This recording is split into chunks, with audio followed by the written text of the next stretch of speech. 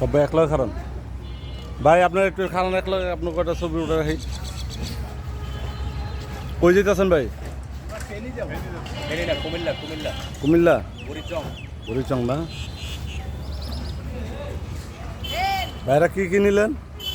আমরা তো অনেক খাবার নিয়েছি, আপনার মুড়ি আছে, টোস্ট আছে, বিস্কিট আছে, খেজুর আছে, বাচ্চাদের জন্য দুধ আছে, তারপরে 3 পদের মেডিসিন আছে, স্যালাইন আছে, 5 লিটার করে পানি বিশুদ্ধকরণের ওষুধ, তারপর হচ্ছে আপনার লবণ আছে, চিনি আছে, তারপর হচ্ছে মোটামুটি 15 থেকে 16টা আইটেম আছে।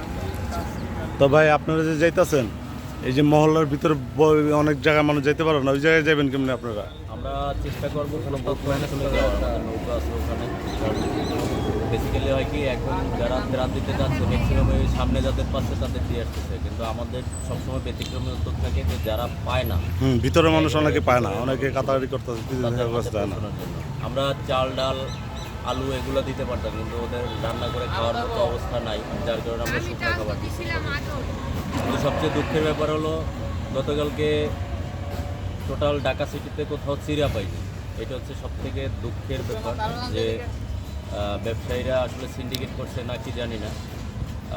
আমাদের উদ্দেশ্য ছিল প্রতি ফ্যামিলিকে 4 কেজি 5 কেজি করে চিরা দেওয়া, যেটা দিলে মানে শুকনো খাবারটা অনেকটা ব্যাকআপ হয়ে যেত, ভাতের অভাবটা ব্যাকআপ হয়ে যেত, কিন্তু চিরা পাইনি আমরা। তারপর আমরা চেষ্টা আছি সামনে যদি কোথাও কোনো বাজারে চিরা পাই। ধন্যবাদ ভাই, আল্লাহ হাফেজ।